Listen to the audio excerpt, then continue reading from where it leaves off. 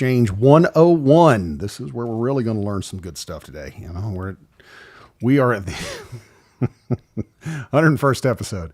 101 either for a class or this is the special forces of podcasts, however you want to look at it. But anyway, thanks. It's good to be back. Thanks for joining us. And, a lot of stuff going on. I was actually talking with somebody and,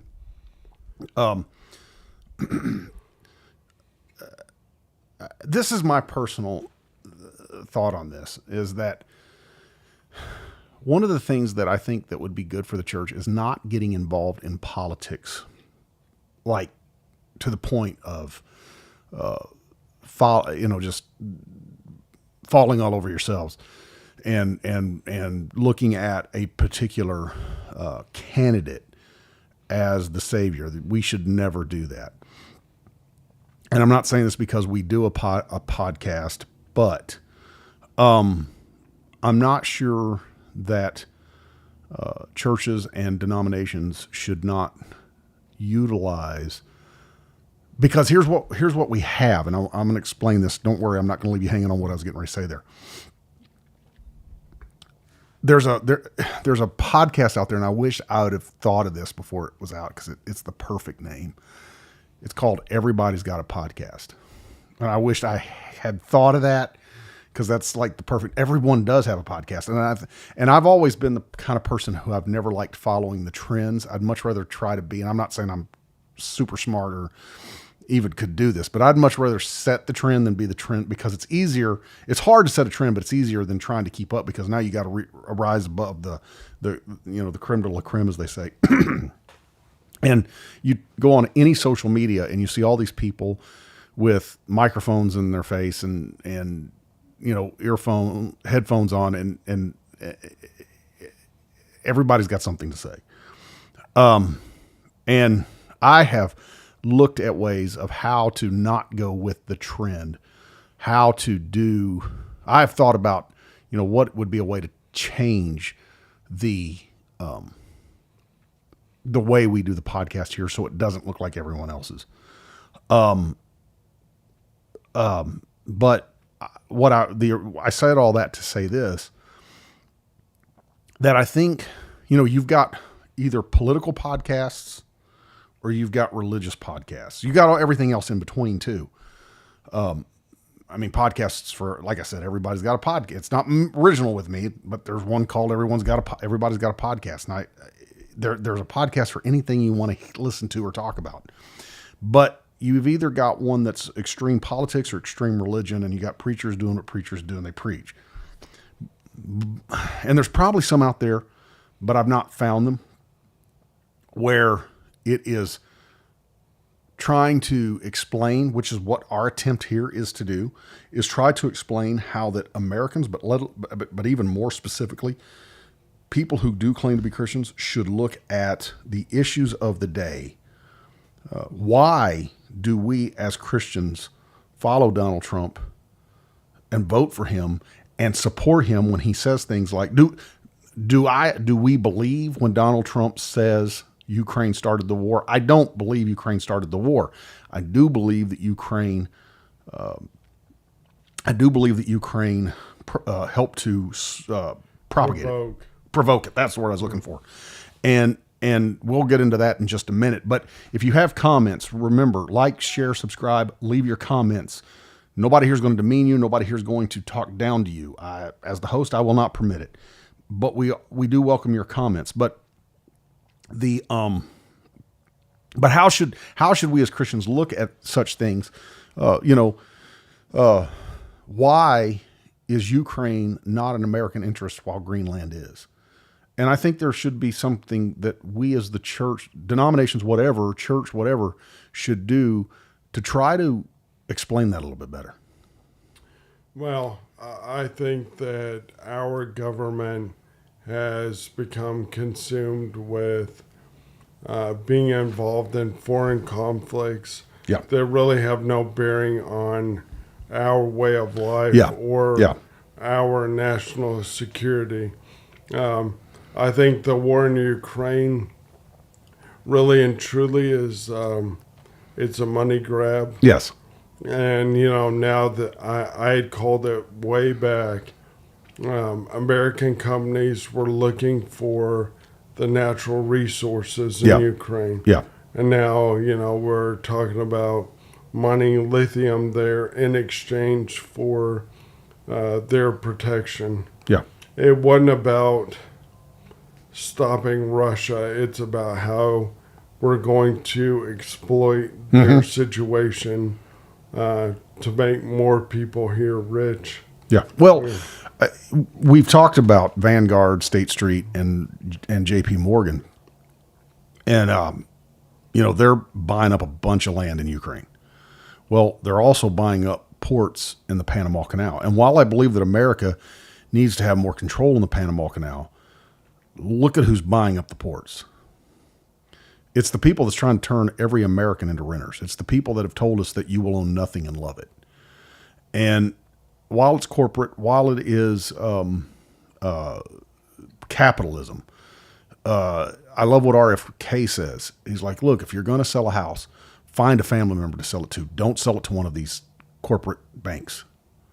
Find a family member or a friend who is and who's willing to and can buy it and sell it to them. Keep it out of the hands of the corporations. Yeah, well, ultimately, they want to subjugate us all. Yes. And get rich by keeping their thumb over you. Yeah. If you look at the stock market, what is it? My God, they're involved in 80%? Yeah, it's huge. Well, J.P. Morgan always has. If you go back, and we've talked about this before, the gunfight at the OK Corral. J.P. Morgan started as far as back then. The J.P. Morgan, he goes and buys up I can't remember how much of the steel industry. In essence, the railroad, and he starts his financial empire there.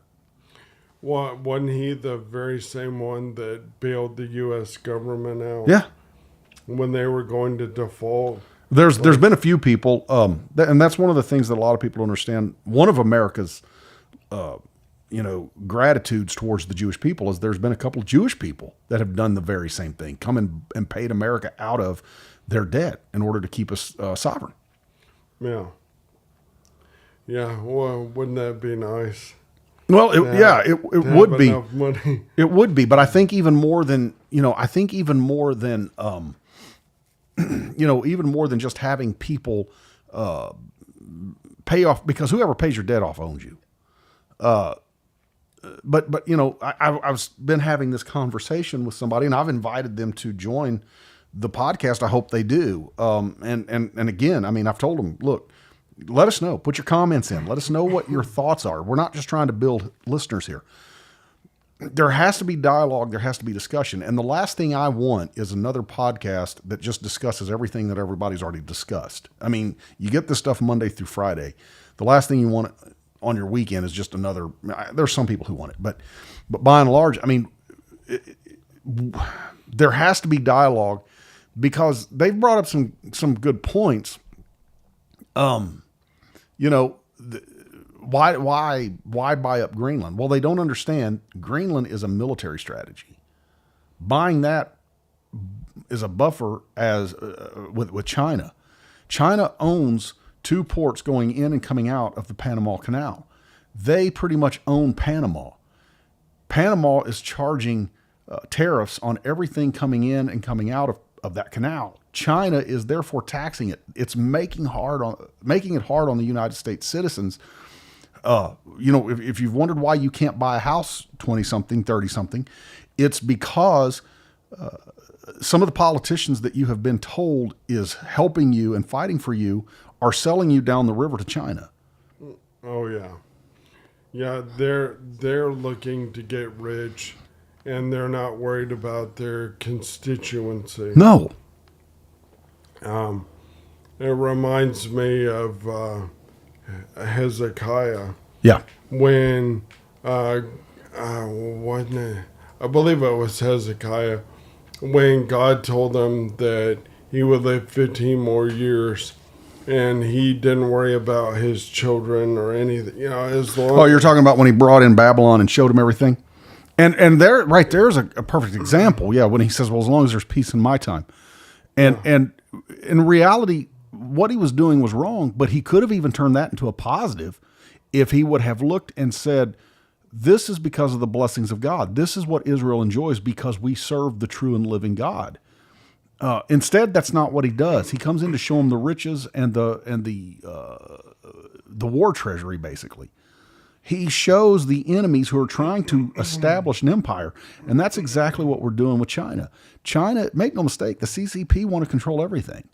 And this is why that people don't understand what Donald Trump is doing.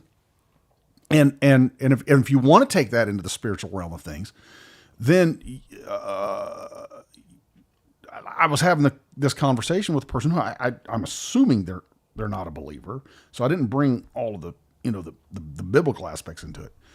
But if it really does come down to a fight of the globalists versus the nationalists. And I hate that word nationalist because they all want to equate that to Nazism. But Xi Jinping, Kim Jong-un, Vladimir Putin, all three of them have national interests in mind. While they're all, and Putin is still communist, make no mistake. They want to expand the Chinese version or the Vietnam version or the Cuban version or the North Korean version of communism, but it is their version of communism. There's still things that are there that are similar, but it's their version of communism. That is still opposing globalism. And anybody who thinks that Donald Trump is friends with Vladimir Putin and is a puppet of Russia, it isn't that. He understands that Putin is still a nationalist. And the globalists are trying to make Ukraine a member of NATO, and where that puts us is a couple different things. Number one, it puts us at the door of World War III. For a country that has no invested American interests, because all that does is it threatens the sovereignty of Russia. And by threatening the sovereignty of Russia, Putin will react. He will respond. The same as we did when they were placing their nukes in Cuba. But also on the spiritual front of things, on the church side of things, the Ukrainian government is persecuting the Eastern Orthodox of that part of Ukraine that Russia is attacking. Now, I'm not trying to make this a religious thing, but it is a religious thing. That part of Ukraine wants to go to Russia primarily because they fall in line with the patriarch of Russia versus the patriarch of Greece. And I don't have time to get into all that. I could, but I don't. There is still in that part of the world, while it is not solemnly and solely about religion, it is. Yeah. It goes back to the principalities. Mm-hmm. There are forces at play that we can't observe. Yeah. We can observe the reaction, just like Michael the Archangel protects Israel. And, like in Daniel, they talk about the Prince of Persia. Yeah. The rest of the world is not excluded from that. Yeah. You're seeing that push and pull. In fact, the Bible also mentions the Prince of Greece. Yes. Like, there are forces beyond the human comprehension that are pulling the strings with a lot of these conflicts. Yes. Well, you mentioned that about out of Daniel, where he talks about the Prince of and each empire that comes along. Daniel talks about the prince of those, and he lets it know that it is a spiritual principality that's over it. And so you've got the same thing with Michael the Archangel is the prince, if you will, of Israel. The prince of Persia was a different prince. But watch what Jude chapter 1 and verse 9 says. But when the archangel Michael, prince of Israel, contending with the devil, was disputing about the body of Moses, he did not presume to pronounce a blasphemous judgment, but said, "The Lord rebuke you." He did not make a railing accusation against the devil. Why? You're former military. I mean, if you see someone of opposing military with a higher rank, you salute the rank, not the person. Because a rank is a rank. Satan was apparently more powerful than Michael. It was only coming to him through the name of the Lord that he was able to make the devil flee. The Bible says, resist the devil and he will flee from you, but you don't do it in through your own power. And all of this, while I believe every nation, yes, just you said, has a spiritual principality, the Bible, Jesus said that Satan is the god of this present world, meaning that he's over the present world structure, and he has a lot of influence. Which has become glaringly apparent. Yeah. With the gender confusion, the dissolution of the nuclear family. Yeah. Like all of these things are directly out of his playbook. Yeah. And that brings me to a little excerpt from President Trump's address. I was just thinking about it. I think I know which one you're getting ready to address. The one I was going with is $8 million to turn mice transgender. Oh, that one. No, that's not the one I was thinking of. Why? I mean, other than pure evil, like why mutilate? Well, I mean, you remember going back years ago where they talked about how many billions of dollars or millions of dollars was going to study the sex life of the what beetle was that? It was a specific kind of beetle. And even then everybody's going, why? Because however they procreate, it has no bearing on unless there's something about that you can figure, like, I mean, in your situation, you can figure something out and go, hey, we got the cure for ALS. Unless that is what comes about, why are we studying it? Yeah. It's simply throwing money out there for things that are completely irrelevant. That's right. And what is turning mice transgender going to actually accomplish? Yeah. What are you hoping to learn from it? That's right.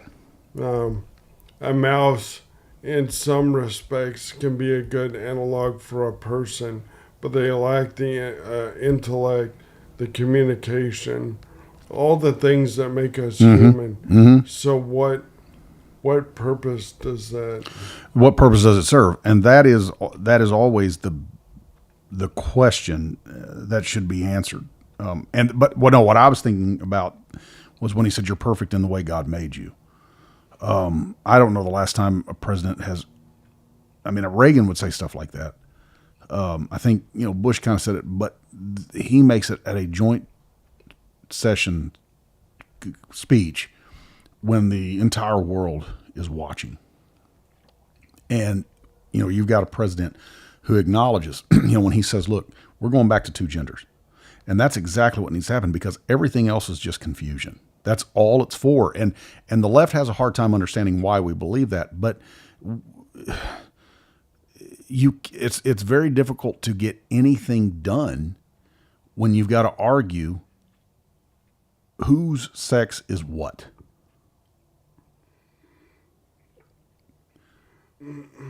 Sorry. Oh, that's okay. Good grief, as I go to choke. In viewing human sexes as a gradient or a scale. Yeah. Like... It simply doesn't make sense. Or the people who are, I'm a boy today, I'm a girl tomorrow. Yeah. No, what that is I'll just come out and say it. It is a mental condition. Yeah, that's right. We have moved to where, that might be offensive, but it's reality. Sometimes reality is offensive. You don't like it, but that doesn't change the fact that that's right. It doesn't exist. Yeah. And we've given in to this mass delusion for so long that it's become entrenched. And now there's people who are quite virulent that they're going to defend it. Like, it's an indefensible position. Yeah. But boy, it's the hill they want to die Yeah. on. Yeah. Yeah. And no, that's precisely right. The left has made it clear, and the way they acted last Tuesday night. Well, the fact that they wouldn't stand for Laken Riley's family, Yeah. or the wife of the fallen police Yeah. officer. Look, whether you agree with the border stance or not, you understand that a human being lost their life. Out of respect, could you not? There's so much hatred. And, they cheered when Trump talked about funding the war in Ukraine.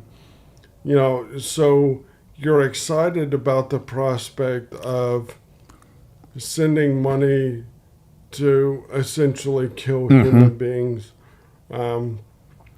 That doesn't look to have a clear resolution, and you're offended by the notion that a human life means more than your political stance on an issue. Yeah. Like, how degrading. I don't know. It was just very disheartening that you couldn't put that aside. Imagine the hurt of that family. It's irrelevant politically. Someone died. Yeah. And you don't have enough compassion or respect to at least acknowledge their loss. So help us out with something. The left are now, and I say this because of, they had to censure Al Green. They took him out of the chambers. The left now is all beating the drum that Trump does not have a mandate. 89% of counties in the United States shifted right. That's right.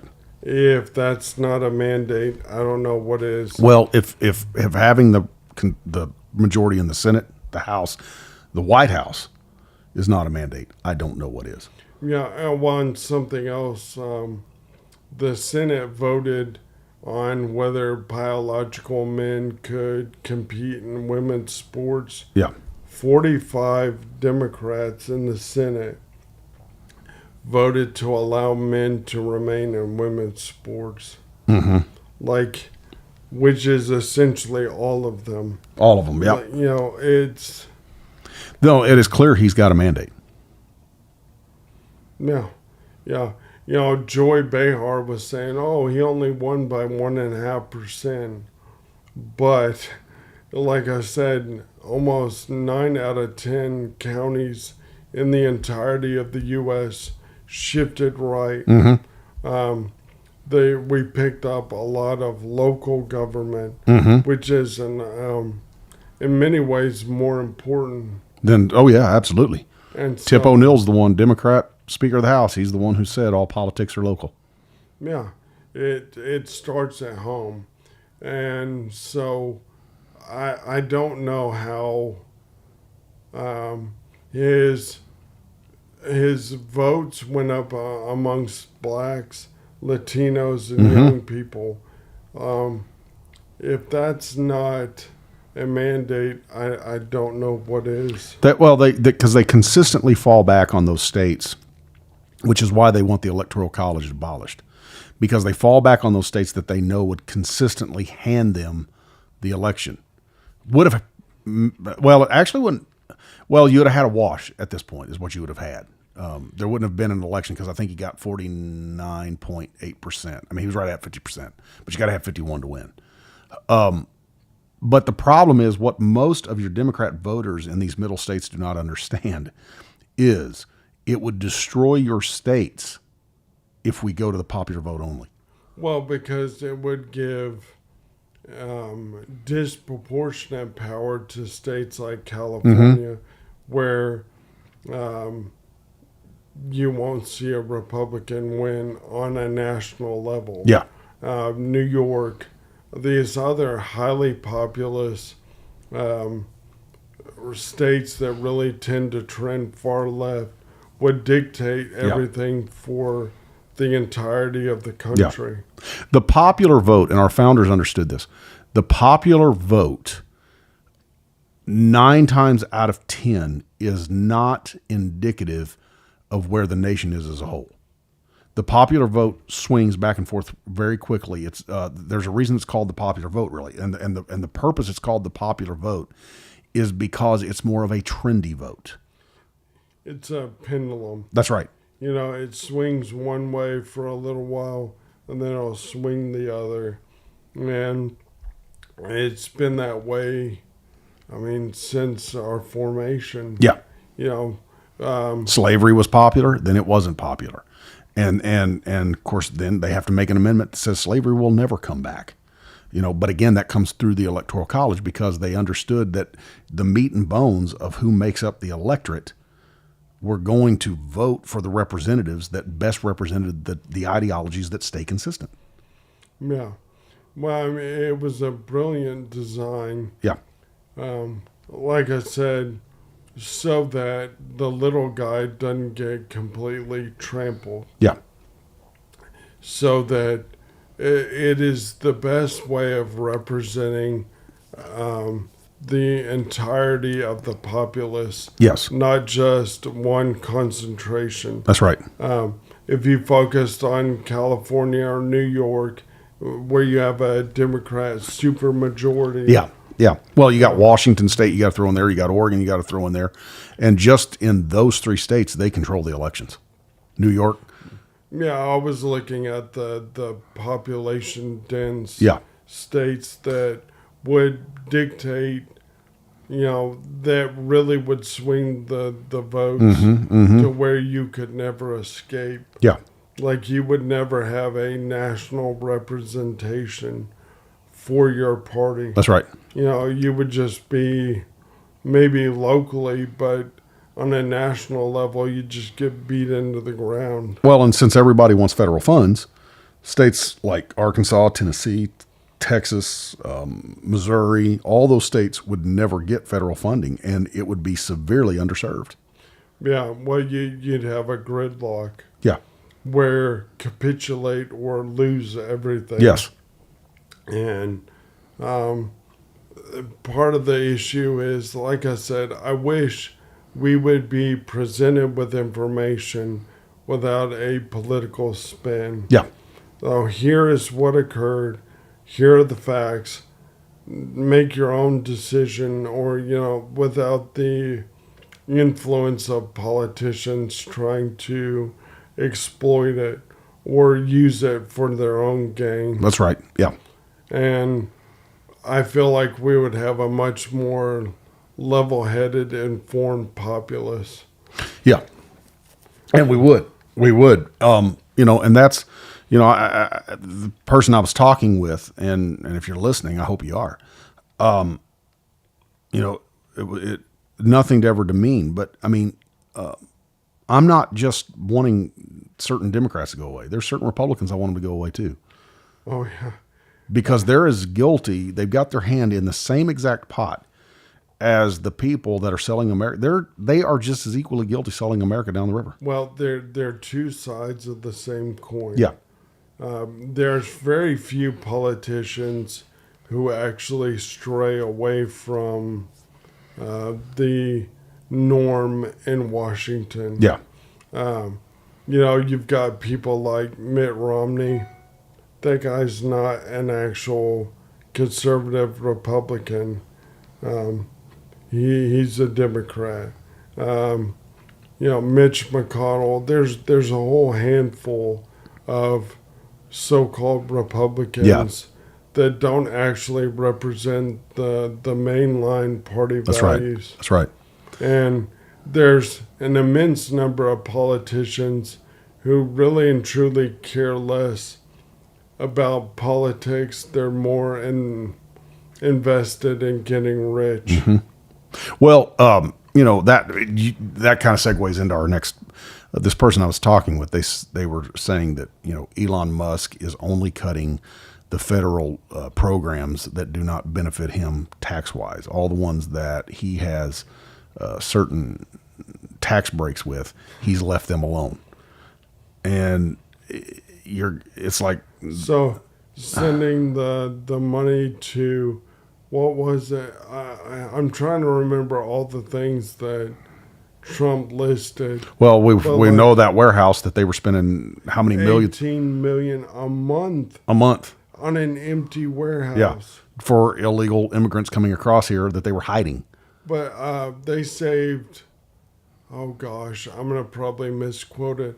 I think it was 144 million a year because there were 97 similar properties Yeah, where the federal government was paying for an empty building. yeah, Or we're sending money to promote indigenous and Afro Colombian whatever that is. individuals, in Afro-Colombian individuals. What is that?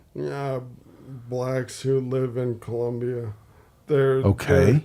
former- So I guess they're supposed slaves that went to Colombia. Is Yeah. that what it? Okay. And then we're sending money to Lesotho.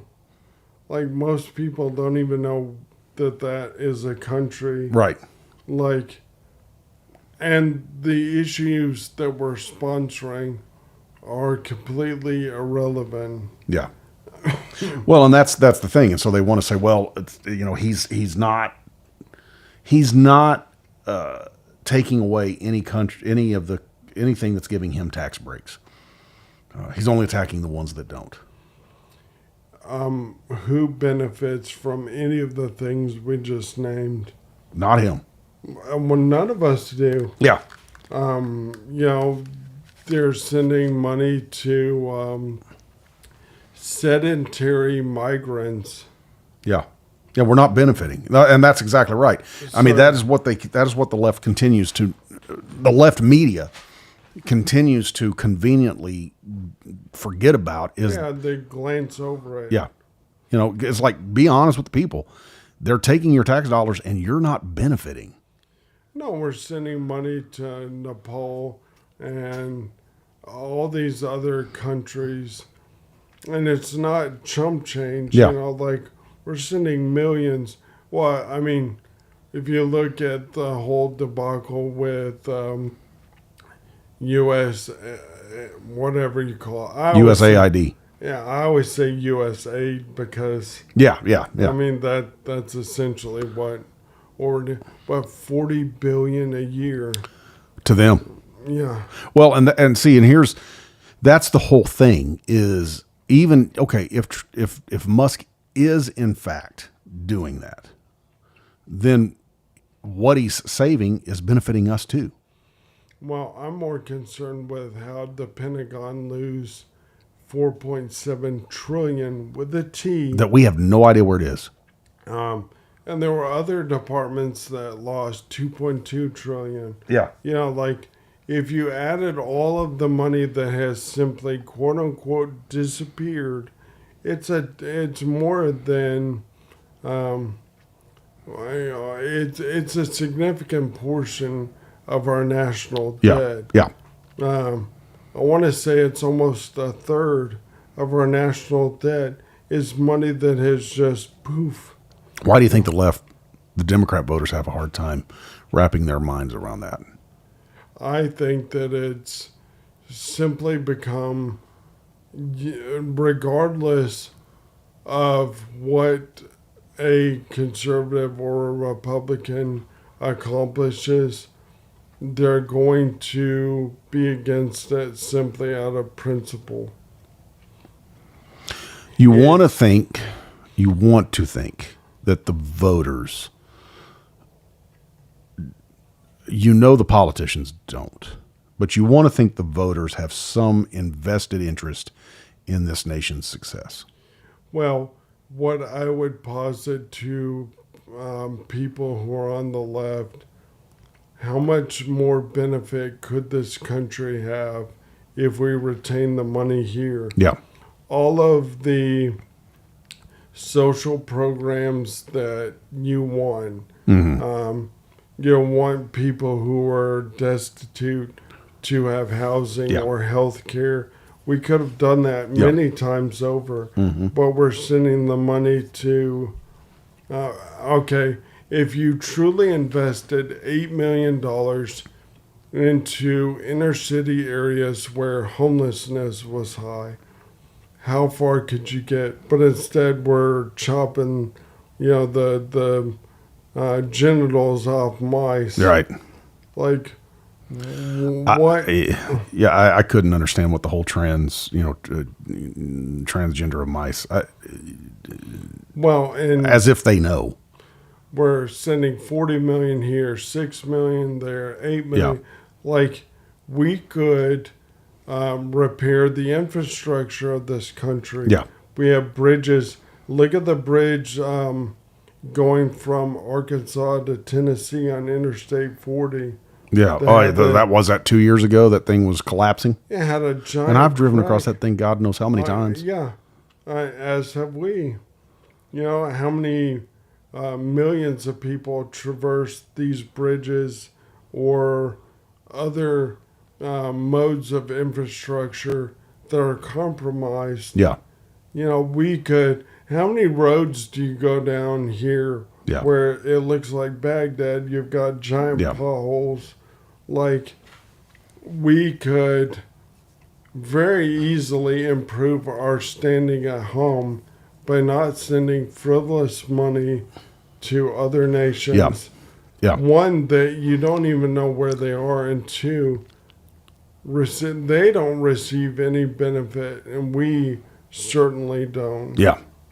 No. And, that again, if the federal government's going to do anything, it's the infrastructure of roads. That's their responsibility. Sometimes though, again, I think it may be better if the states take over all of that. I think anything state sovereignty is better. I agree, but if we're going to throw money around, throw money to the poor states to Yeah. improve. Yeah. Yeah. And make sure the money is actually going where it was originally destined. But don't you think that the wasting of the money and not sending them to the poor states is probably, there's some agenda attached to that? I don't think it's just carelessness. No, I mean, there's definitely a political agenda, but I imagine a large portion of the money they're throwing out Yeah. finds its way back. Well, I mean, you take what Governor Sarah Huckabee Sanders has done in the state of Arkansas. I mean, drive across the state and the first thing you notice is all of the roads are starting to get fixed. And that's happened since her tenure in office, which has been, what, a year and a half now? She also removed the Chinese from farmland here. Well, she also she removed the grocery tax. I mean, she's doing a great Yeah. job. Yeah. I will say this, it's a great start. Yeah. Let's continue. Mm-hmm. Yeah, and I think she probably is one of the forerunners to becoming perhaps maybe the first female president. I mean, I'd vote for her. No, I would too, and I would like to see a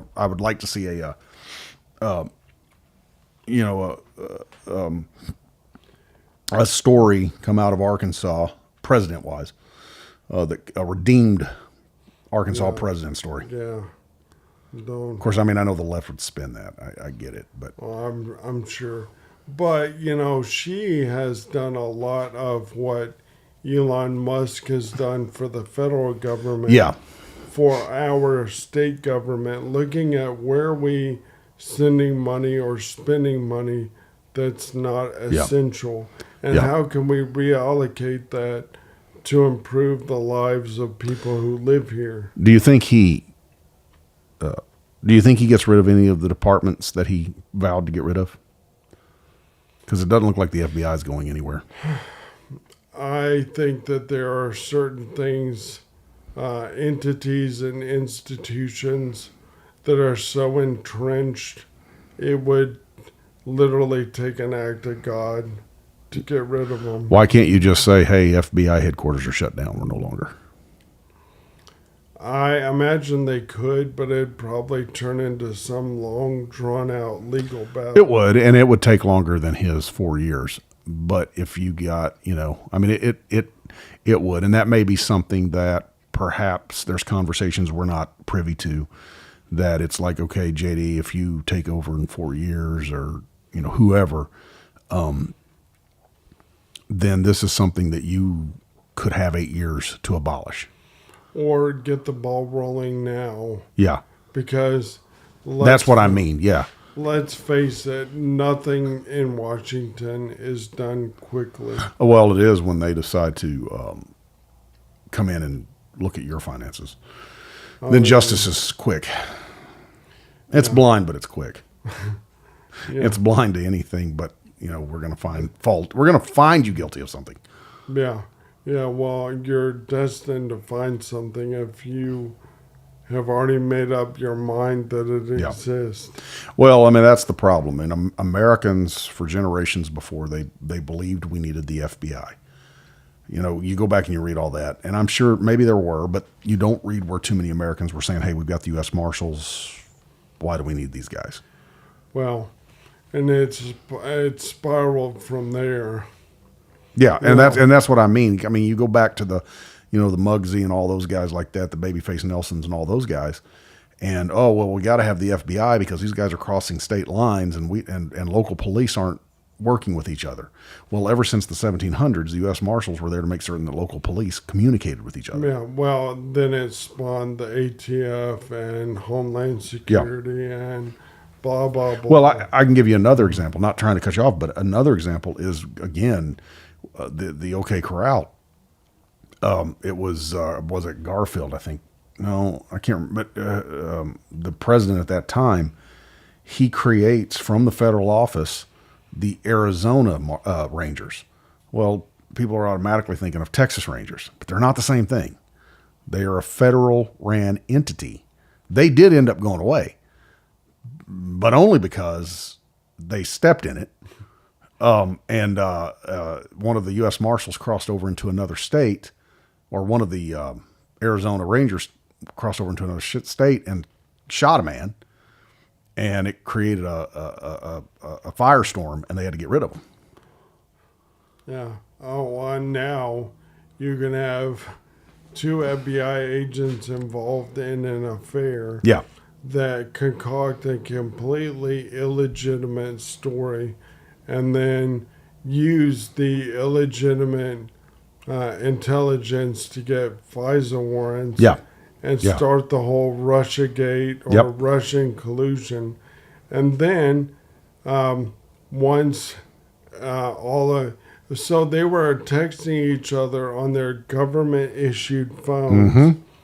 Once all that came to light, they go and sue the FBI for several $1 million. Yeah. And then win. Yeah. Like, we have gone so far upside down. Look at what they just discovered last week. All those government-issued electronics, the stuff that people were texting back and forth to each other. Well, go back a few years ago, probably more than a few, but they, what was it, Ashley Madison, where you go on to have an affair? Oh, yeah. And How many .mil was that? Or .gov? Was that anonymous who did that? I'm not sure. But I thought that was like one of the first things that Anonymous came to the forefront on. Like, how dumb can you be to use your government-issued email address to... Well, and how many of them were actually, reprimanded for that? Not enough. Because I mean, what it seems to me is that there's a lot of stuff going on with government issued whatever that the rest of us, if we did it with our company issued devices, we're gone. Yeah. Well, I mean, as a detective, I was issued like a city cell phone. Yeah. Yeah. And I was extremely, the only time it was used was for work. Mm-hmm. I didn't even text other officers from that phone. You know, it was used for legitimate business and evidence. I used it to take pictures of a lot of crime scenes. The other thing that people have to realize is when you're in a position with the government and you're using an electronic device, that device can be subpoenaed. Yeah. Yeah. And the fact that they're so careless Yeah. and are doing these things, it's because there's not enough repercussions. Well, and I was just looking here at, Jesus is speaking in Luke 11:52, and he says, "What sorrow awaits you, experts in religious law? For you remove the key to knowledge from the people. You don't enter the kingdom yourselves, and you prevent others from entering." Now, he's talking to religious people, but we have to also go to where Jesus tells Pontius Pilate, he says, "You have no power," because when he says, "I've got power to give you life and death," he says, "You have no power except for that which comes from above." You have to remember, God, all authority comes from God, regardless of secular or religious. It doesn't matter. And, there's a lot of things that go on at government levels. Things at religious levels tend to get exposed much more often. And I think that's because number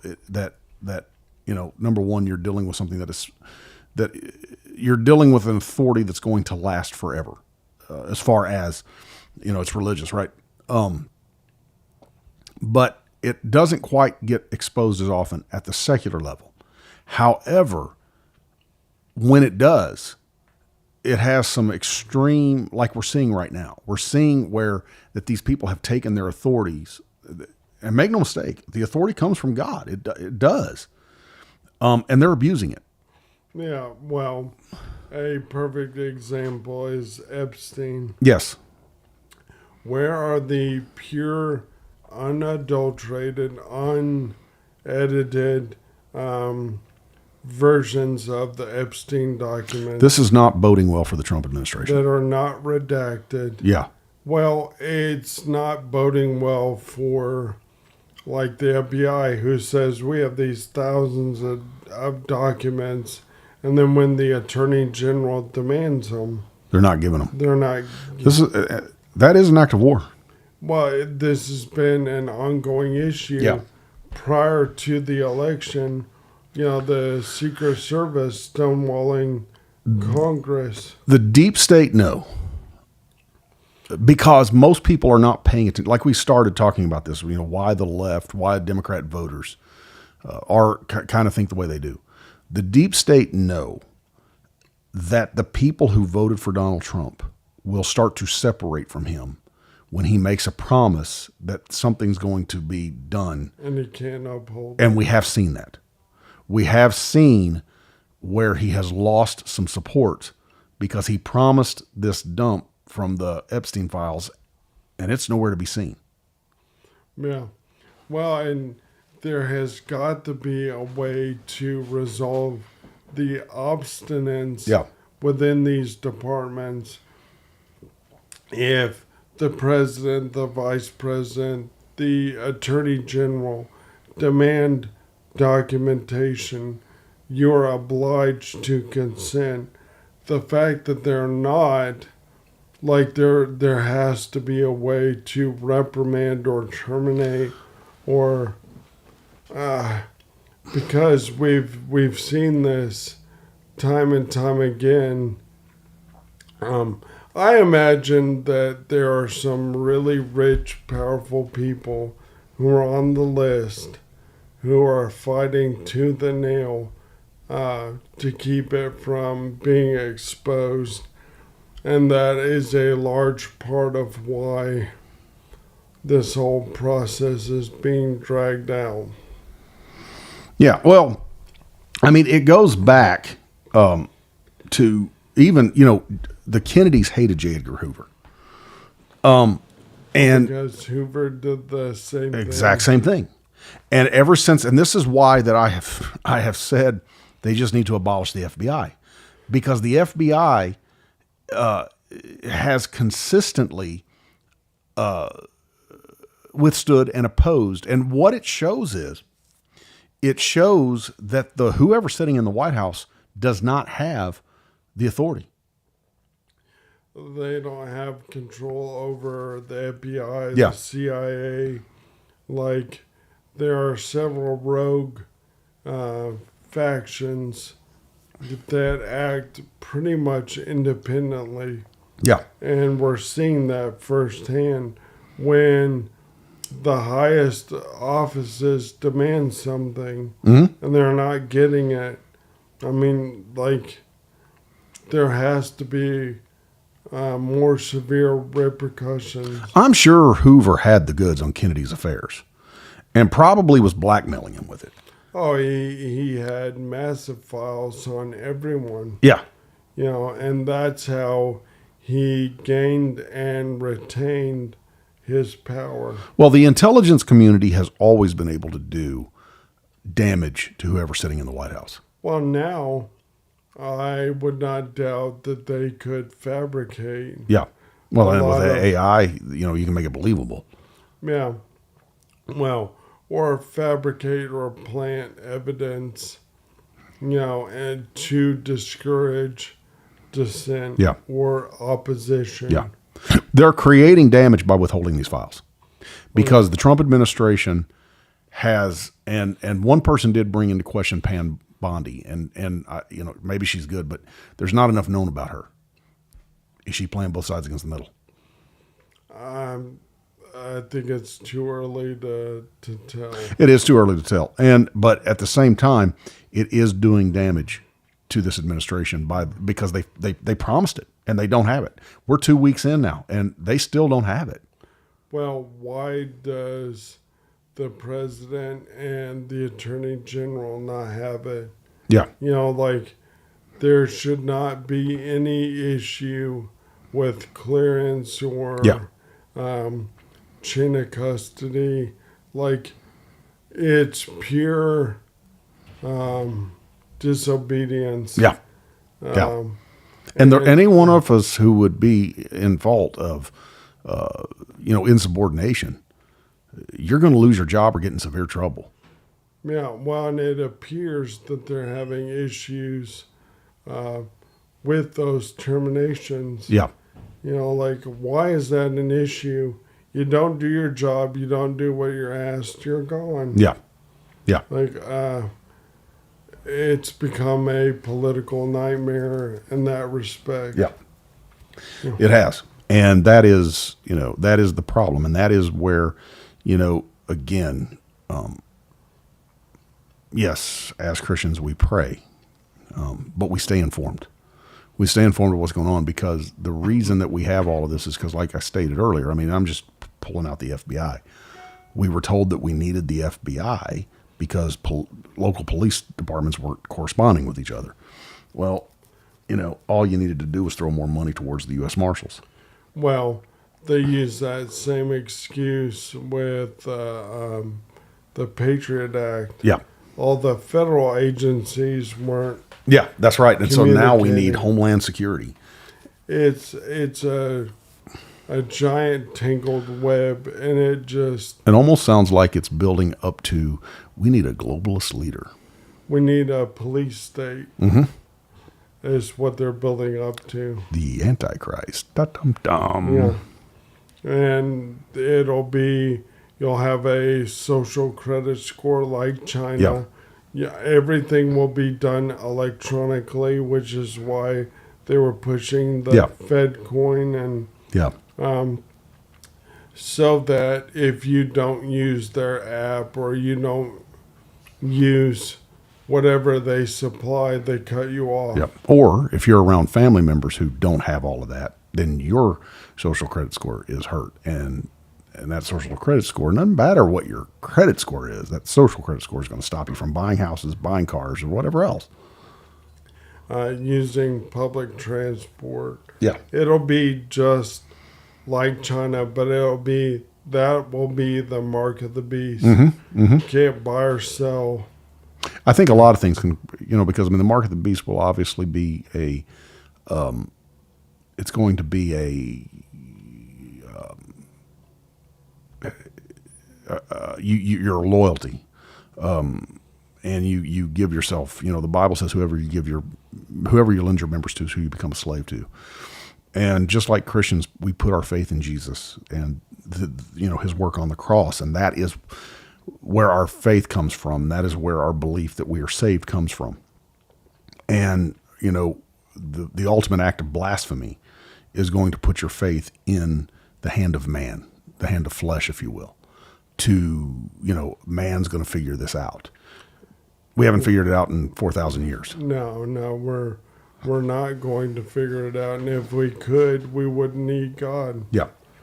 But it all comes down to you can't serve two masters. That's right. And you can't love God and love money. That's right. Like, everyone gets hung up on the money is the root of, no. The love of money is the root of all evil.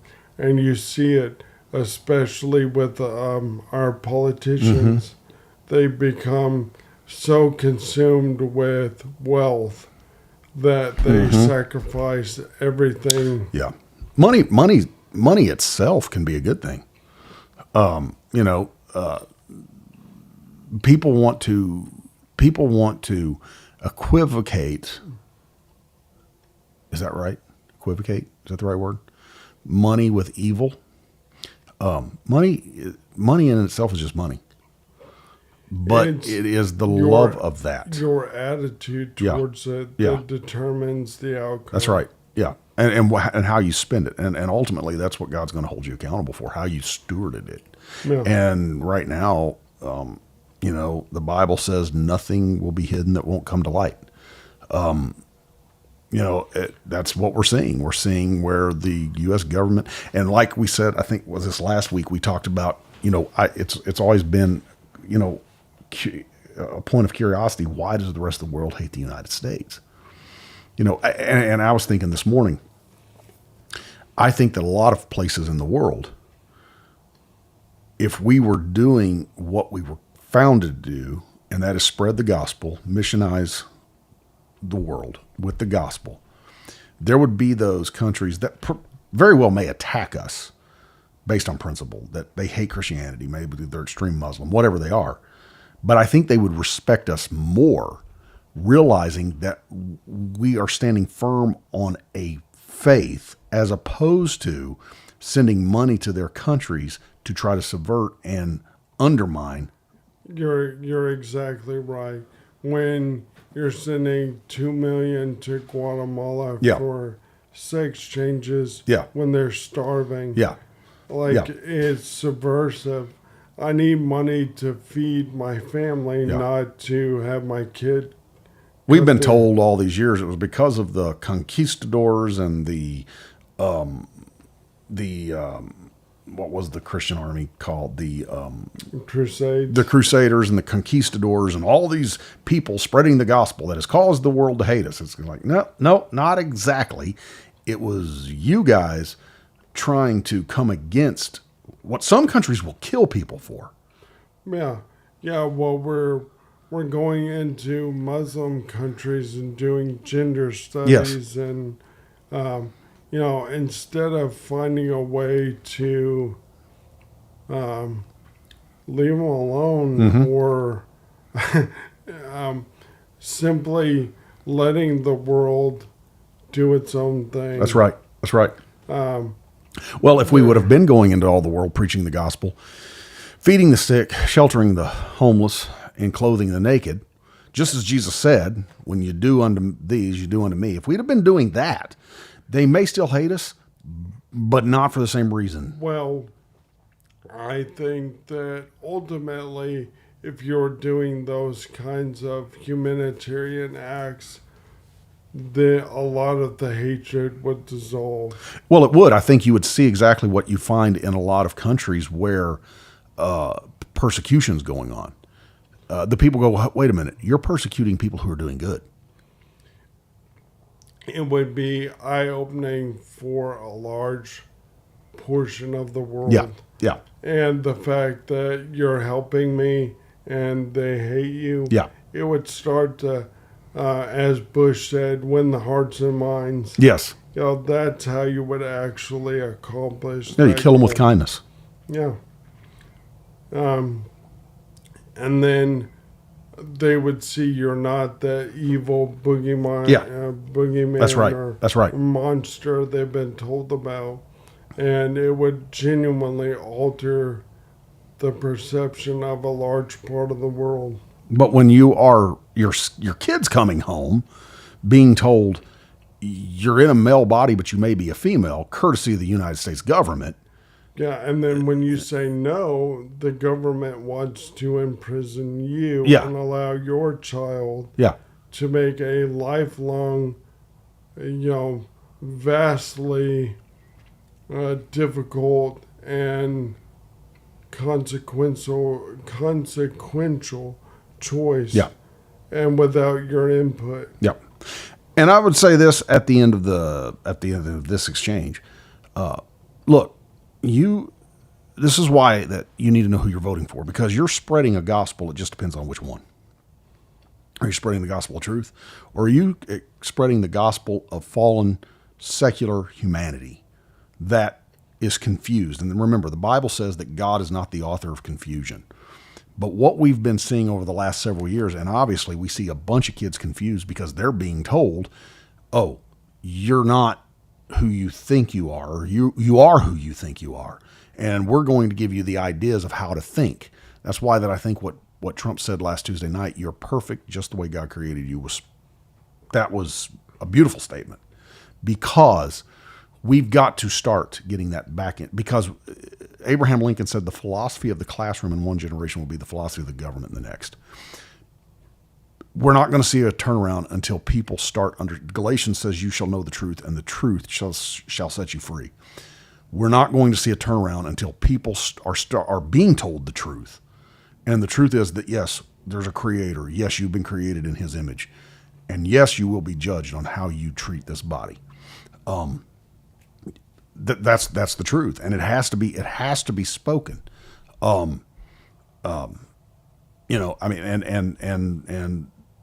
what's causing so much hatred for America in the world? We're seeing it. Doge is exposing it. And we didn't even know it was occurring. Yeah. We just figured, well, they have always hated us. Yeah. Like, we didn't know that the government was meddling. And how would we feel if a foreign government came in and did what we're doing? Yeah. Well, I mean, that we, we're being told that, God has to be out of the classroom. Separation of church and state. Separation of church and state. Because you can't indoctrinate kids. Oh, they're doing a really good job of indoctrinating kids. This is why that not one Democrat stood on Tuesday night. And this has nothing to do with I'm Republican. Yes, I'm conservative. This has to do with that that finally someone is, and it may be a billionaire, I don't care, but someone is finally saying, here's the problem. Someone is finally exposing the lies. Yes. And the misinformation that we've been fed. Yeah. And really and truly, this is just the tip of the iceberg. Yeah. And it's so eye-opening.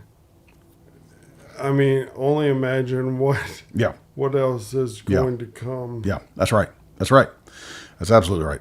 Anyway, this has been a great exchange, and thank you for joining us. Like, subscribe, and share. Leave comments. Don't be afraid to comment. Leave comments later. We'll still get back to them. We want to hear from you. Michael? Well, so going off what we talked about today, I've said this many times, but educate yourself. Leave out the political bias. Look at the facts and determine your own opinion. Don't let someone do it for you. And building on that, be that positive light. Many people are living in darkness, both physically, mentally, spiritually. You could be that positive influence that alters their life. Be kind, help those that are less fortunate, and you will amass riches, not monetary, but you'll be rewarded for it in the end. And I want to correct, but I want to leave you with this verse. It's not in Galatians, it's in John chapter 8 and verse 32. And you will know the truth, and the truth will set you free. Have a great week. Continue to search out the truth. Seek God, you'll find him. And see you back here next week. Like, subscribe, share.